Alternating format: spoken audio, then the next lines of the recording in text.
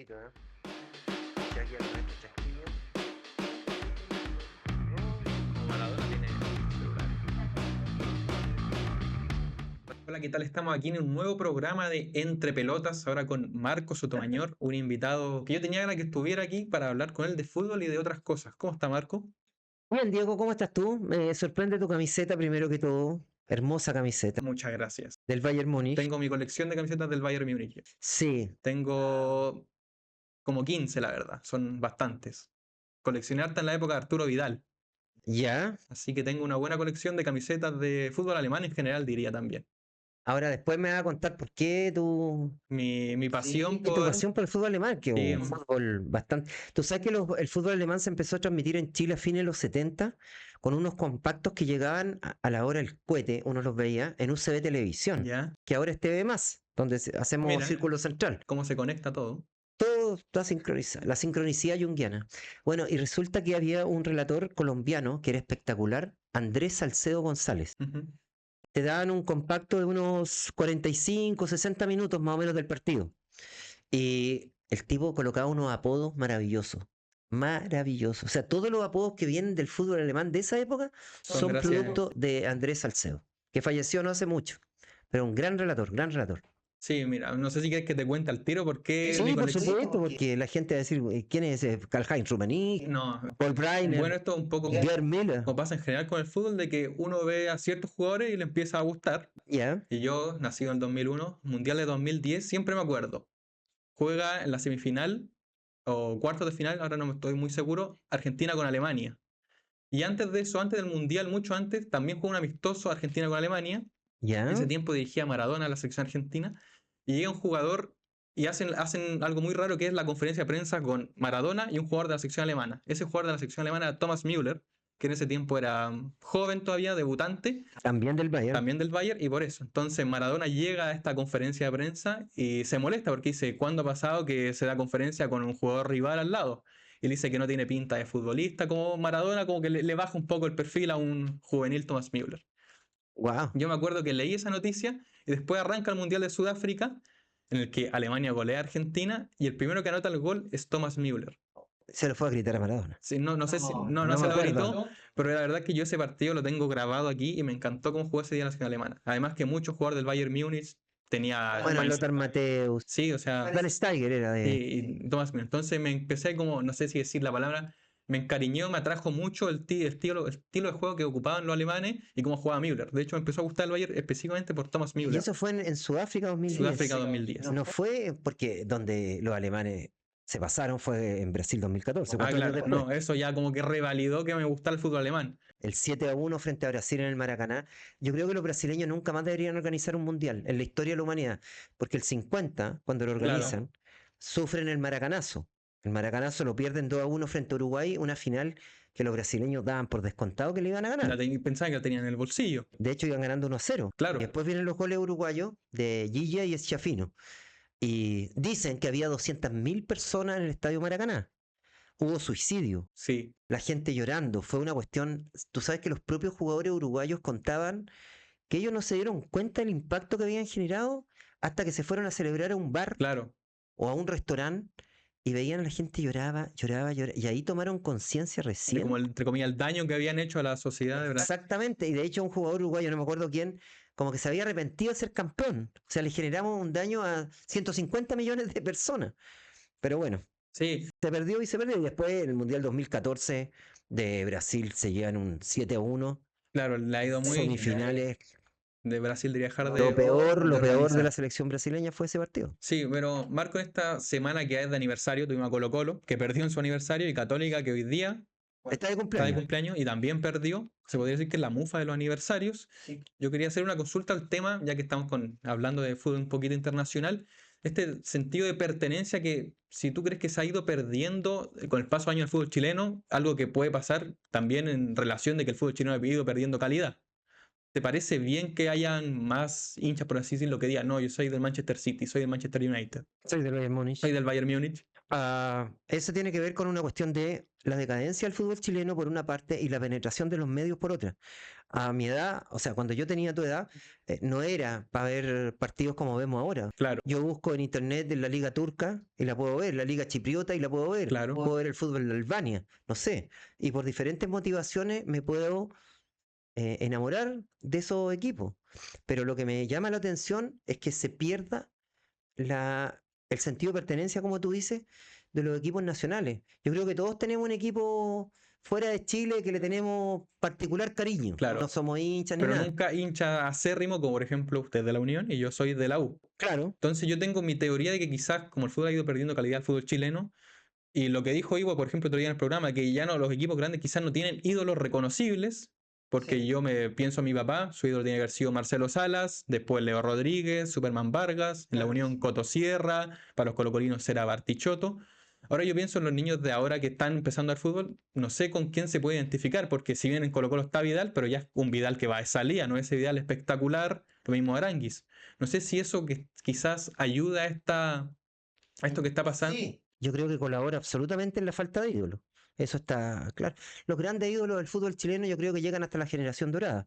Una generación dorada que sabemos que clasificó a 2 mundiales, que fue bicampeón de América, pero a partir de 2017 nuestra generación dorada Declive, en términos colectivos, no claro. individuales, porque siguió brillando Alexis Sánchez, Gary Medel, Eduardo Vargas, Arturo Vidal, sin ninguna duda, Claudio Bravo, siguieron en la alta competencia, pero colectivamente la generación dorada se nos cayó y llevamos 3 mundiales Es un poco lo que pasa, mirando por televisión, o sí, sea, pues es un reflejo de lo que pasa en el fútbol chileno al final.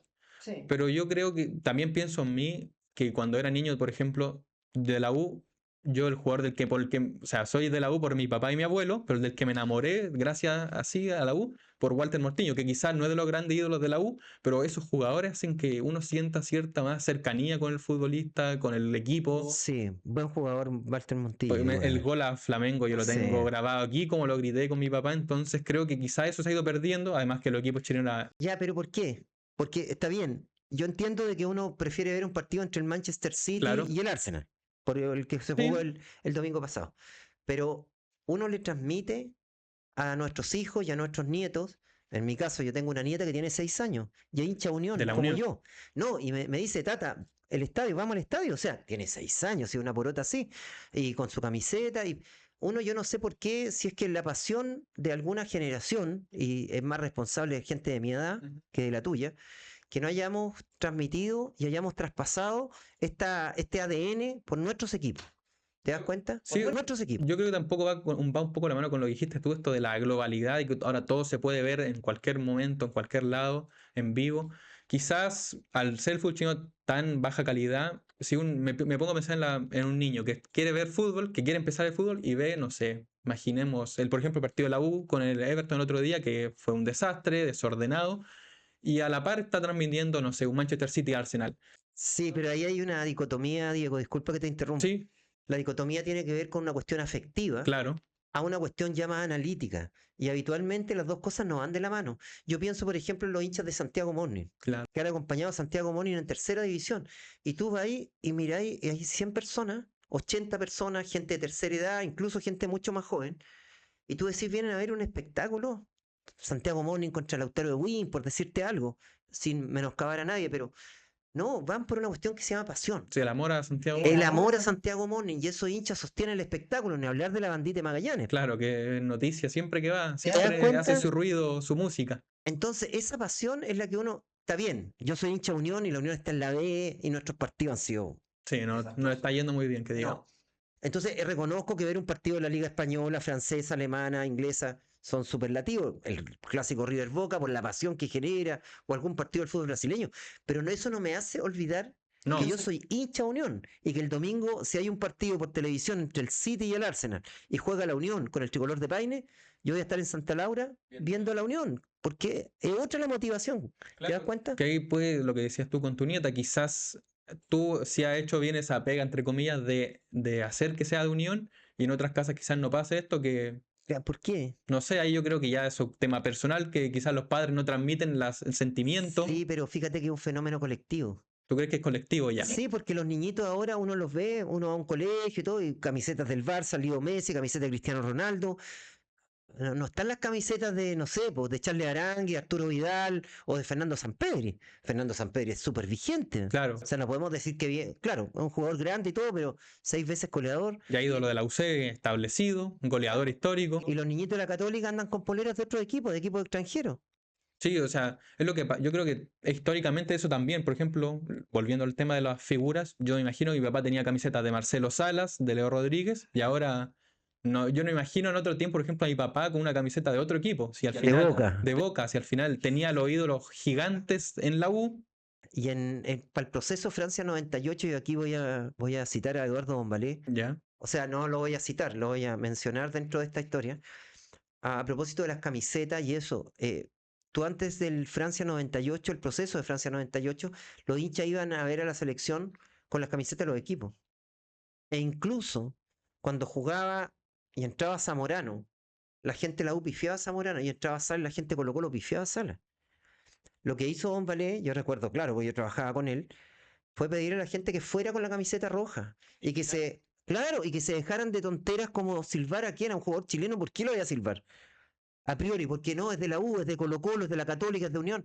No tenía ningún sentido. Sí, lo que queríamos que Chile se reinsertara a nivel internacional, que llegara a Francia estaba 98. representando a Chile además, Obvio, dos mundiales que estuvimos sancionados. claro. Éramos los parias del fútbol mundial después del Maracanazo. Entonces, ese mensaje, yo te digo, el ponerse la camiseta es algo mucho más que una cuestión lúdica, es algo muy simbólico. Es un acto como de principio, se podría decir. Claro, es una cuestión, es como un acto de fe con tu equipo, de simpatía, de cariño, de fanatismo. Bueno, yo no soy fanático de nada, yo creo que el fanatismo nos tiene reca, Ya. porque el fútbol no divide, No, la religión no divide, la política no divide, lo que divide es el fanatismo. claro. Los extremos. Claro, yo los fanáticos no, soy hincha de Unión Española y no soy fanático porque soy crítico del equipo. Cuando juega mal digo, jugó mal. Eso no me quita que sea Más o hincha de menos hincha. Unión, claro, obvio, pero sí tengo la suficiente capacidad para distanciarme y separar los dos planos. Sí, o sea, yo como creo que al final todo esto es el resultado de cómo ha ido decreciendo el fútbol chileno. O sea, al final la gente, Chimbarongo, por ejemplo, sí, Chimbarón, ni hablar. no, Chimbarongo cuando era chico yo todavía no jugaba, no había equipo. No, pero creo que al final todo es un resultado de lo que está pasando. O sea, al final la gente refleja y pierde. Además, por ejemplo, uno piensa ir al estadio, la experiencia estadio tampoco es muy gratificante. Además de ser cara, porque si me pienso una típica familia de papá, esposa, dos hijos, No, es la entrada carísimo. y comer, y después los baños es un mundo que hay que abrir en algún momento de la experiencia estadio, porque al final, Es que no existe la experiencia estadio, Diego, y qué bueno que eso, yo creo que en algún momento tenemos que hacer un capítulo de Círculo Central. El hincha del fútbol claro, es invisible, nadie te protege, perdón, no tiene derechos, no tiene derechos. Tú te tomás un café en el estadio, un café malo, un concentrado de chancaca o cuestión dulce, 5.000 pesos. 5 lucas así. O sea, yo tengo algo de experiencia en el mundo gastronómico y yo sé que ahí hay una elasticidad del precio que se rompe. O sea, tú no pagarías nunca 5, pero como estáis en el estadio, los tipos se aprovechan. No hay seguridad. Si llegáis tarde, a lo mejor, aunque tengáis tu asiento reservado, Lo el perdiste. asiento está ocupado y chao. Para el partido de Colo-Colo con Palestino había gente sentada en las escaleras. Claro, eso, ¿Qué pasa si hay una estampida, ni Dios lo quiera, un temblor? Estamos en Chile. O un amago de incendio. ¿Por dónde? Es tierra de nadie el estadio. Y el hincha que es ciudadano, que paga sus impuestos, que cumple la ley, en el estadio pasa a ser un tipo absolutamente vulnerable. Vulnerable. Y nadie se hace cargo. había un periodista inglés que decía que el fútbol al final los equipos, entre comillas, se aprovechan porque uno nunca se va a cambiar de equipo. Entonces, no es como el banco, por ejemplo, que si mi banco no funciona, me voy a cambiar de banco. O lo mismo con los teléfonos, si mi teléfono no funciona. Al final, pase lo que pase, es muy difícil que alguien se cambie de equipo y más al final, como dices tú, es como una declaración de principios. No va, yo creo que los equipos están aprovechando en general con la venta de camiseta, la experiencia estadio, los precios en general, por el tema de que uno nunca va a cambiar su pasión por más mal que lo pase. Tiene que ser algo muy feo para cambiarse de equipo. Sí, se aprovechan de la pasión, pero también uno tiene cierto Ah, discernimiento. claro. O sea, ya está bien que, pero Sí, lleguemos hay que tener límites. hasta las 12 del día nomás, pues, o sea, y ahí después me pongo normal, ¿cachai? Pero el caso del hincha del fútbol es terrible. ¿Y sabes que nadie se ha hecho cargo? Nadie. Coloco, por ejemplo, presidentes de la República, súper futbolero. Eduardo Frei Ruiz Tagle, hincha de la U, pero acérrimo. Iba hasta con la camiseta de la U en los partidos. Gabriel Boric. Gabriel Boric, hincha de la Católica de cabros chicos. Sebastián Piñera, que en paz descanse. Sebastián fue dueño de un club de Colo-Colo. Entonces, yo digo, llegan esos tipos de perfil de presidente que uno dice, por fin, entienden la lógica del fútbol, porque han estado en el tablón, me imagino que de cabros chicos, claro. Nada. Entonces tú te das cuenta el poder de las mafias que hay en el estadio. Es el poder, mira, yo no sé si cabe la homologación, no sé. Pero yo te digo, las barras bravas, que no deben representar más allá del 0,1% de un estadio lleno, Claro, ¿verdad? sí, Son capaces de parar un partido, así es. ¿cierto? Y de parar incluso una ciudad, por si podemos decirlo. Por ejemplo, otro día en Colo Colo Palestino, micros secuestradas que pasaban, y carabineros, yo Ah, lo vi, lo sí. seguían como si fuera muy normal. Entonces, Mutis por el foro. Y tú dices, ¿por qué 200 tipos pueden más que 38.000 personas? que son los hinchas que pagan para ir a ver al equipo tranquilo y Porque gritar. están organizados. Claro, Y la homologación que yo iba a hacer es con los partidos políticos en Chile. O sea, los partidos políticos deben ser el 1% de militantes y manejan el país. Entonces falta que la gente tome conciencia de sus derechos. O sea, ¿por qué el líder de la Garra Blanca me va a decir a mí si el partido se juega o no se juega? ¿Quién es? cuando yo pagué mi entrada por ir a ver el partido, Pero obvio, y hay autoridades, hay fuerza pública, hay guardias privados, hay una directiva que se supone no tiene concomitancia con estos tipos debería delincuentes. tener distancia con. Entonces es una cuestión mucho más profunda de lo que uno cree, pero que se puede resolver si hubiese voluntad, se resuelve así, O de sea, una. por ejemplo, afuera, ya que hablamos fue un extranjero, los ingleses lo resolvieron. Sí. Lo pusieron un límite, dijeron, hubieron tragedia, dijeron hasta aquí nomás llegamos y aquí ahora abonado y seguridad, la policía. Ahí hay una diferencia entre los hooligans y las barras bravas sudamericanas.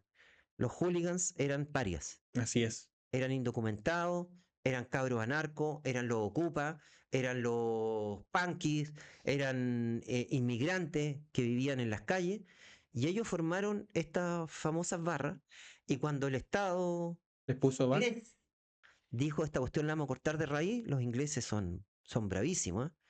Y cortaron la cuestión de raíz, y cuando te digo de raíz, con desaparecidos, muertos que nadie echó de menos. En Sudamérica, las barras bravas tienen vínculos con los Con dirigentes los de clubes, directivos. con los futbolistas, Claro. tienen vínculos con periodistas, tienen vínculos con el Poder Judicial, tienen vínculos con la fuerza pública, tienen vínculos con el sector político. Es un virus Entonces, expandido. no es llegar y decir, no, ahora vamos a agarrar a los barras bravas. No, porque los tipos están protegidos. Están protegidos en Argentina, están protegidos en Chile, están protegidos en Brasil. El fenómeno barras bravas en Sudamérica es mucho más profundo y mucho más difícil de erradicar que lo que pasó en Europa. Está más instalado, diría que es como. Que tienen Tiene todos los tentáculos en todos lados, llegan a todos lados. poderes fácticos y Entonces, están protegidos por ello, entonces es súper complejo. o sea, yo creo que sí que partiendo, si queremos que el fútbol chileno mejore, hay una parte que hay que tocar, que es el tema de las barras bravas. O sea, si lo miramos, estamos lejos de ser el fútbol inglés, pero sacaron los hooligans y el fútbol inglés con Sí, formato claro. Premier League hacia arriba.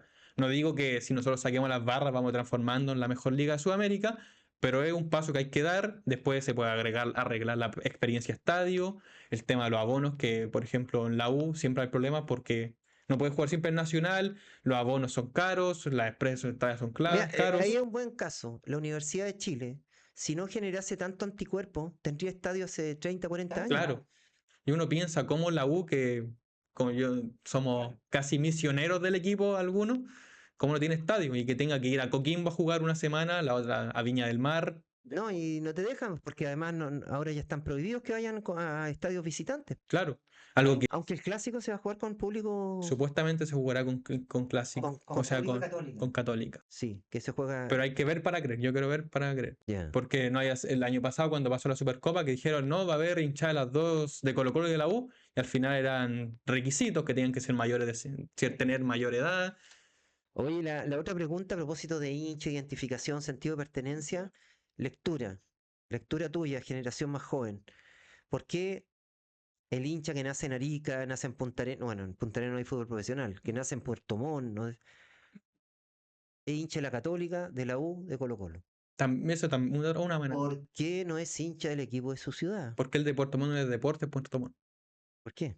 Es una buena pregunta, yo también lo he analizado y también creo que tiene que ver un poco con lo que hablamos de lo llamativo, quizás yo creo que en el siglo XXI se ha instalado como una idea de que todos quieren ganar, en el sentido de que yo creo que mi equipo siempre gane, y quizás, sin desmerecer a nadie, un hincha de Deportes Puerto Montt dice, ¿sabéis qué? Lo que más puedo aspirar es subir a primera y después pelear por no bajar. Entonces, a ti no te gusta el fútbol, te gusta ganar. Eso mismo iba a decir. Eso es otra cosa, Hay muchas personas que dicen que les gusta el fútbol, pero lo que realmente les gusta ganar. es ganar. Claro, porque hincha Colo-Colo hay en todas partes y Claro, muchas veces Colo-Colo es local. Cuando se dice Colo-Colo es local en todo Chile, excepto en Calama, que creo que que se revierte la situación, es porque la gente no le gusta el fútbol, le gusta ganar. le gusta. Le gusta Eso el... es. Esa frase es de Francesco Totti, no es ni de Diego Ah, ni ya. mía.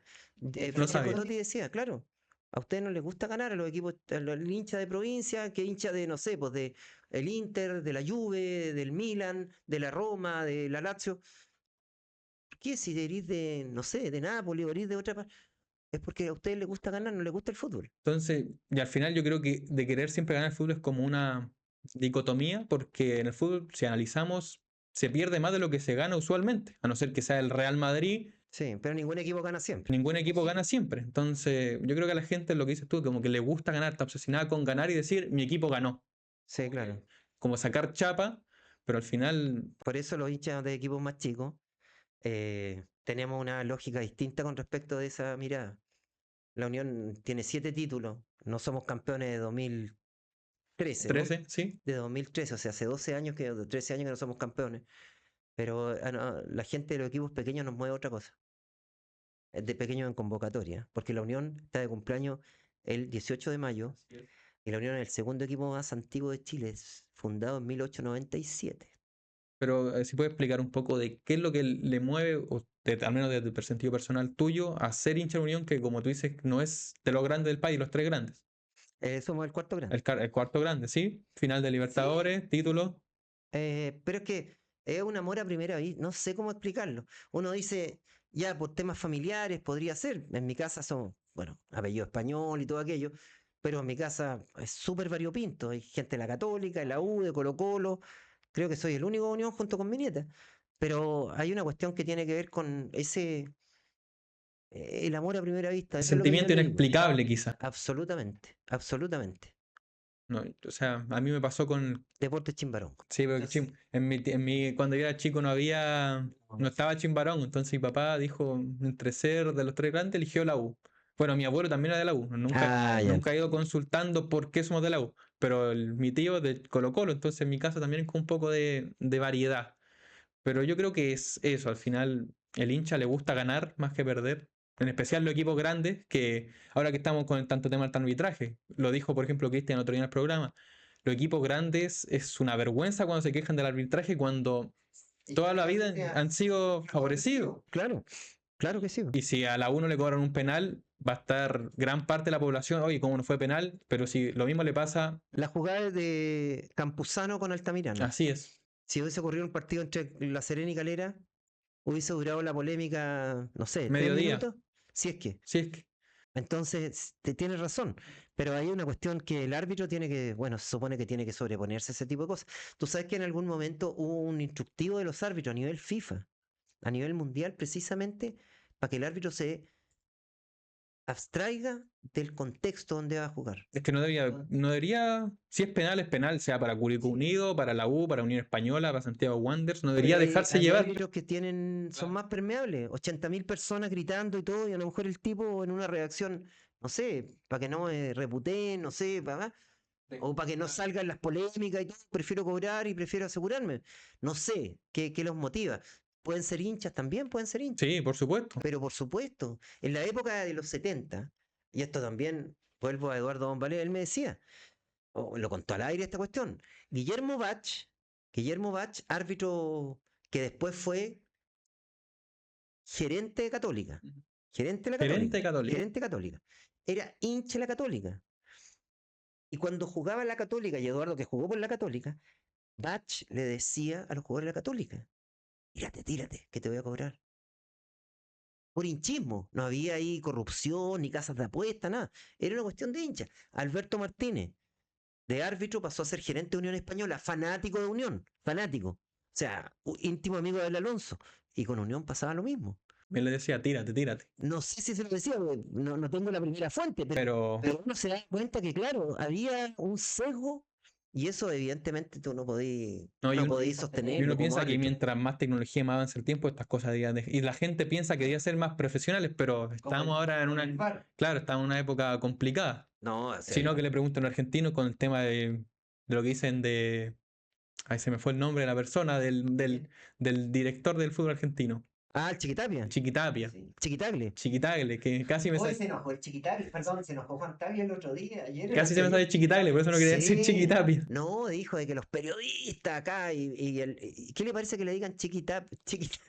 No, el tipo está re caliente con el temita y nos acusó de que nosotros lo habíamos puesto ahí en primera línea del golpe de Estado en contra Milad y fue la prensa y además lo del Chiquitagle y todo aquello. Bueno, Bueno, ya se fue ya. sí, ya se despidió, Matías Claro, a cargo de la Católica, Matías Claro. dueño del fútbol chileno en algún momento. Ya se está notando un poco, Dueño, quizás se podría dueño decir. del fútbol chileno a través del canal del fútbol. La familia de Matías, su padre Jorge Claro, fundó el canal del fútbol a través de una idea de Edgardo Marín.